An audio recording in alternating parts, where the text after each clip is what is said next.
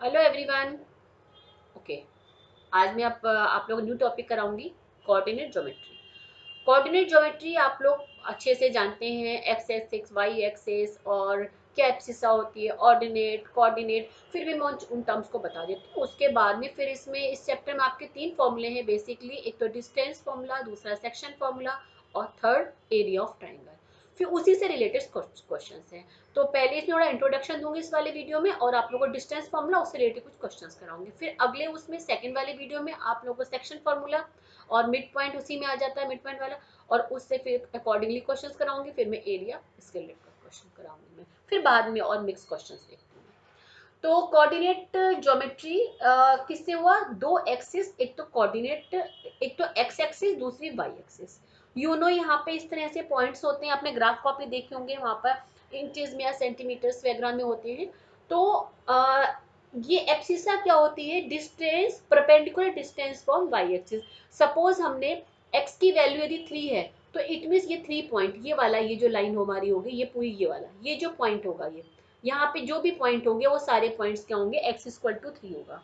अब यदि Y equal to 3 करते हैं तो वो हुआ ऑर्डिनेट, मतलब परपेंडिकुलर डिस्टेंस फ्रॉम ये एक्स एक्सिस। तो यहाँ पर देखिए, ये वाला डिस्टेंस, ये वाला, यहाँ से जो डिस्टेंस है ये वाला, ये जो डिस्टेंस है इससे, ये तो होता है एब्सिसा। और इससे डिस्टेंस जो होता है, एक्स एक्सिस डिस्टेंस होता है, वो होता है ऑर्डिनेट। और ये दोनों पॉइंट्स मिलकर बना देते हैं कोऑर्डिनेट, कोऑर्डिनेट। मींस एक्स क्या है, पहले एक्स लिखते हैं फिर वाई लिखते हैं। एक्स क्या है? वाई से डिस्टेंस। वाई क्या है? एक्स से डिस्टेंस, परपेंडिकुलर डिस्टेंस। तो एब्सिसा और ऑर्डिनेट्स मिलके बना देते हैं कोऑर्डिनेट। Okay right. अब उसके बाद में फिर आता है, तो यदि हम बात करेंगे, ये आप Cartesian coordinate of a point miss क्या हुए? एब्सिसा एंड ऑर्डिनेट्स, उन्होंने दोनों ने मिलकर जो पॉइंट बनाया, उसे हम कहते हैं, उसे हम कहते हैं आपका कोऑर्डिनेट। तो वही कहलाए जाते हैं कोऑर्डिनेट्स पॉइंट ऑफ पॉइंट। किसमें? ये आपके कार्टेशियन प्लेन हो गया, एक्स और वाई एक्सिस। अच्छा, इसमें कितने होते हैं? 4 क्वाड्रेंट होते हैं, first quadrant, second quadrant, third quadrant, fourth quadrant. First quadrant में एक्स एंड वाई दोनों की वैल्यू पॉजिटिव होती है। यहाँ पर एक्स की माइनस एंड वाई पॉजिटिव, दोनों माइनस होते हैं। इसमें X positive and Y minus, means ये इसका अपोजिट है और ये वाला इसका अपोजिट है। एक्स जो पॉइंट्स हैं, इसका अपोजिट ये वाला पॉइंट होगा। और यदि हम सेकंड की बात करें, तो सेकंड किसके है? फोर्थ के अपोजिट होता है। मैं ये पॉइंट सब इसलिए बोलती हूँ क्योंकि एक्चुअली एमसीक्यूज में क्वेश्चंस आते हैं, तो आप लोगों को हर चीज के लिए तैयार होना चाहिए। ये चीजें भी पता होती है, फिर भी बच्चे कंफ्यूज हो जाते हैं यदि ऐसा कुछ क्वेश्चन आ जाता है। तो ये आपके हुए। अच्छा, अब इसमें एक ये भी आता है कि जैसे कि फर्स्ट क्वाड्रेंट में एक्स की वैल्यू और वाई की वैल्यू दोनों क्या होंगे? ग्रेटर देन जीरो होंगे। सेकेंड क्वाड्रेंट में X smaller than zero, Y greater than zero. And third quadrant X and Y दोनों की दोनों स्मॉलर देन जीरो होंगे। एंड फोर्थ क्वाड्रेंट में X greater than zero and Y smaller than zero. ये normal इसमें होते हैं। अच्छा, अब देखिए ये वाले भी कभी कभी कि एक्स और वाई की वैल्यू पॉजिटिव है, नेगेटिव है, या smaller than greater than zero है, ये भी एकदम से आपको लर्न हो जाए, तो उसके लिए आप ऐसे ध्यान रखिए कि ये देखिए पॉजिटिव है, ये नेगेटिव। मीन्स एक्स एक्सिस के यहाँ ऊपर जो है वाई की जो वैल्यू है, वो दोनों में क्या होगी? पॉजिटिव होगी, वाई की पॉजिटिव होती है। और नीचे यहाँ पर वाई नेगेटिव में आता है। इसी तरह एक्स की वैल्यू इस साइड क्या होगी? पॉजिटिव, और इधर क्या होती है? एक्स की वैल्यू नेगेटिव। तो देखिए ऑटोमेटिकली आ गया। तो इस तरह से याद रखिए, ये वाला प्लस पूरा, ये भी प्लस का, ये भी प्लस का। तो ये देखिए एक्स की वैल्यू क्या? पॉजिटिव है इधर है, और यहाँ देखिए वाई की वैल्यू क्या है? ये वाली जो वाई की वैल्यू क्या है इसमें? ये पॉजिटिव। ये वाई है ना, ये तो ये देखिए पॉजिटिव है। आई थिंक आपको इसमें क्लियर हो गया होगा, ज्यादा बताऊंगी नहीं, आप लोग क्लियर। अब आता है डिस्टेंस फॉर्मूला। डिस्टेंस फॉर्मूला देखिए मैंने लिखा है difference of abscissa and difference of ordinate.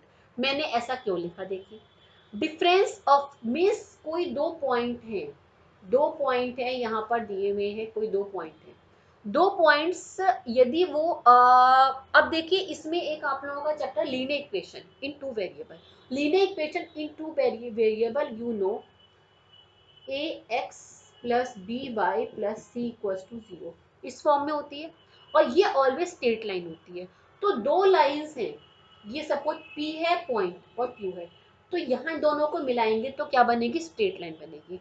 और इस स्ट्रेट लाइन की जो इक्वेशन होगी वो होगी linear equation in two variable. तो इन ये जो दो पॉइंट है इनका डिस्टेंस यदि हमें निकालना हो, यदि हमें इन दोनों के कोऑर्डिनेट पता है, पॉइंट पता है कहाँ पर है, कोऑर्डिनेट निकालेंगे। कोऑर्डिनेट हमें पता है तो हम डिस्टेंस उसका निकाल सकते हैं बाय द दिस फॉर्मूला।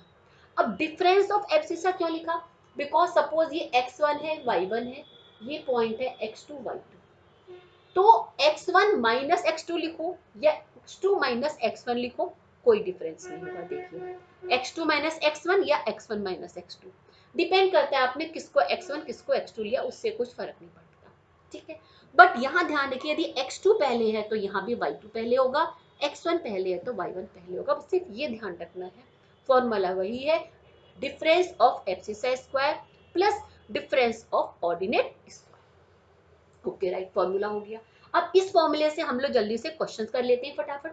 पहला क्वेश्चन है, फर्स्ट मैंने शॉर्ट में लिखा है P पॉइंट है, ये Q पॉइंट है, हमें निकालना है डिस्टेंस फ्रॉम PQ, यानी मींस PQ की लेंथ निकालनी है।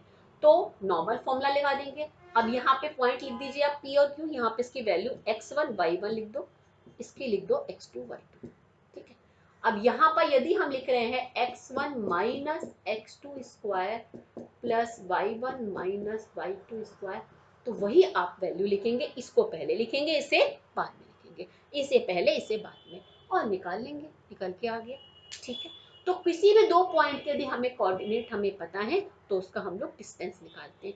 इसमें कभी कभी ऐसा भी कर देते हैं कि सपोज P और Q पॉइंट है, हमें PQ का डिस्टेंस दिया हुआ है, मतलब PQ की हमें लेंथ दी है और हमें कोई इसमें मिसिंग है, सपोज जैसे ये -6 है तो इसकी जगह क्या करा, यहाँ पे लिख दिया y की वैल्यू बताओ, कुछ नहीं करना है, हमें जो PQ हमें डिस्टेंस पता है तो यहाँ वो वैल्यू पुट कर देंगे और यहाँ पर y2 में y लिख देंगे, y को सब्जेक्ट बना लेंगे, y की वैल्यू आ जाएगी, ठीक है। इस तरह भी होता है कभी कभी।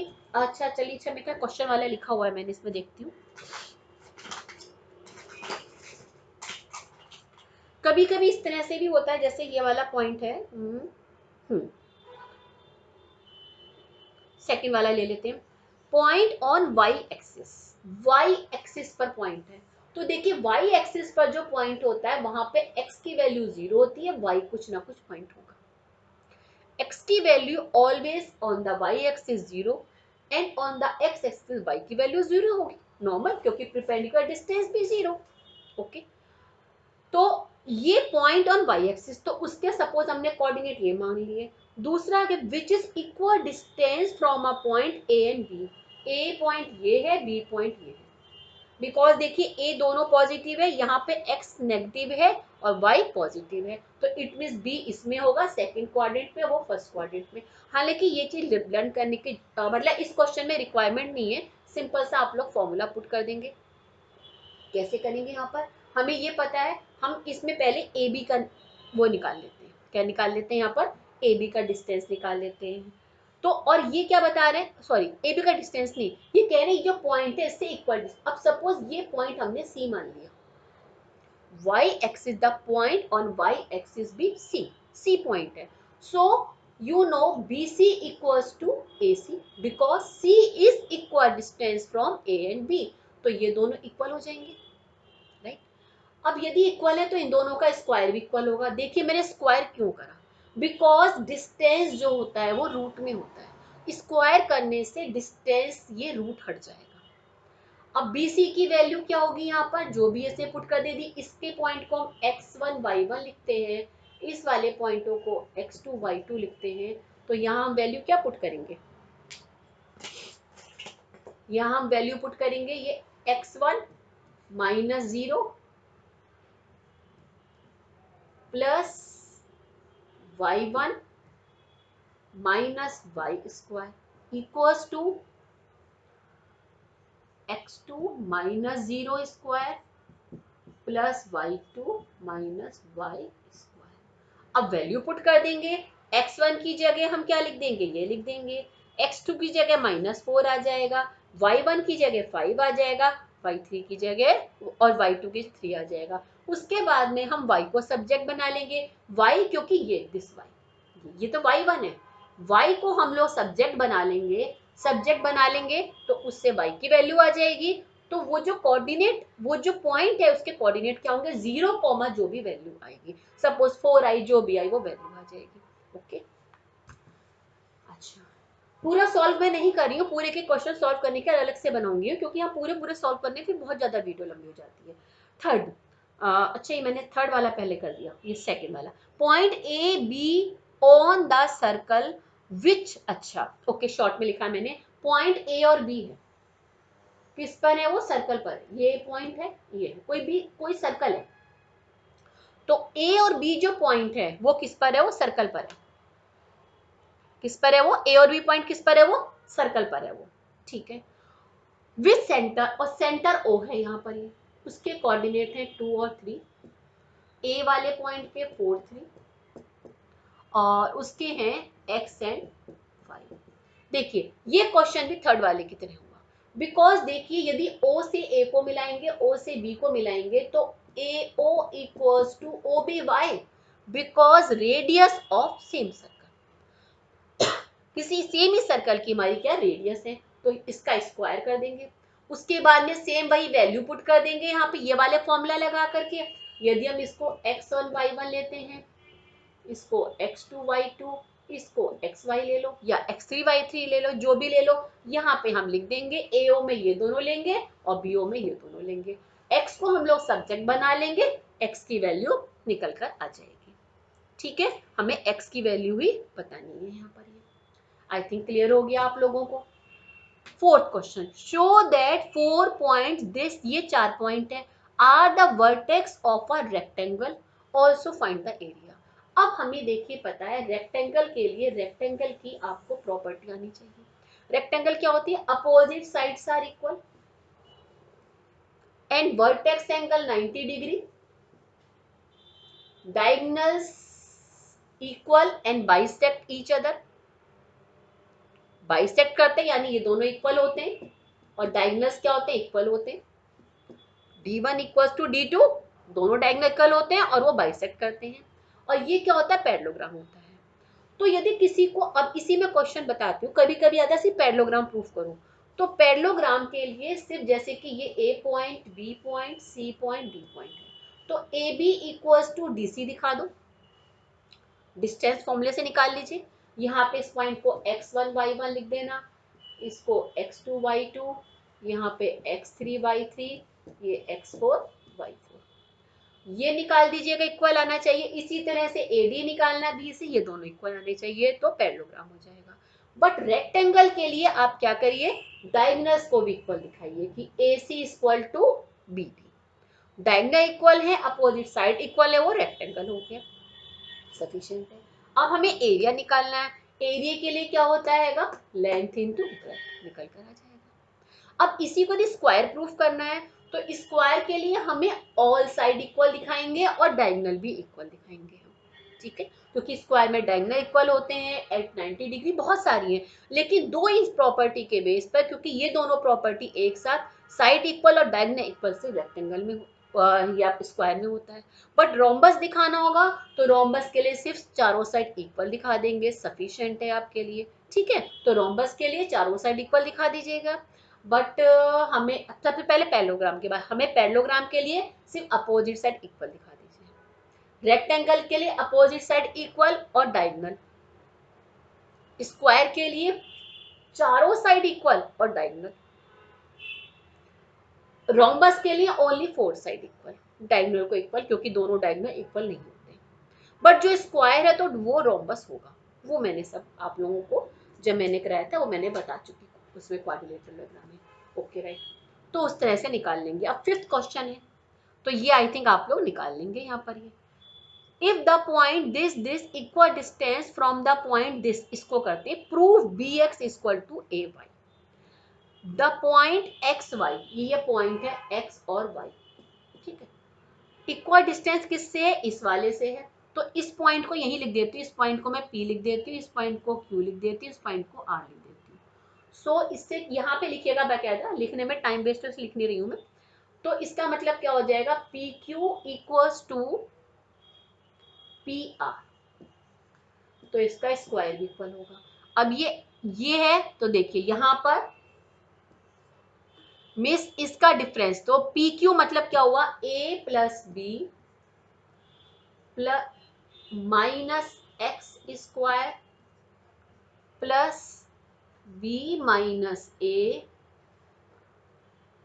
माइनस, सॉरी बी, एक मिनट, डिफरेंस ऑफ एब्सिसा, ठीक है, okay, B minus A minus Y square, ठीक है, इक्वल्स टू, अब रूट हटा देंगे क्योंकि मैंने स्क्वायर कर दिया है, इक्वल्स टू, यहाँ पर क्या होगा, a minus B minus X square plus B plus A minus Y square. इनको आप नॉर्मल ओपन कर लीजिएगा, ओपन करने के बाद में यही चीज आ जाएगी, इसको आप ओपन कर सकते हैं ऐसे ना, a square plus b square plus, होता है ना फॉर्मूला, होता है a square plus b square plus c square plus 2ab, यहाँ माइनस हो जाएगा bx, फॉर्मूला तो आप लोगों को आता होगा 2ax, राइट।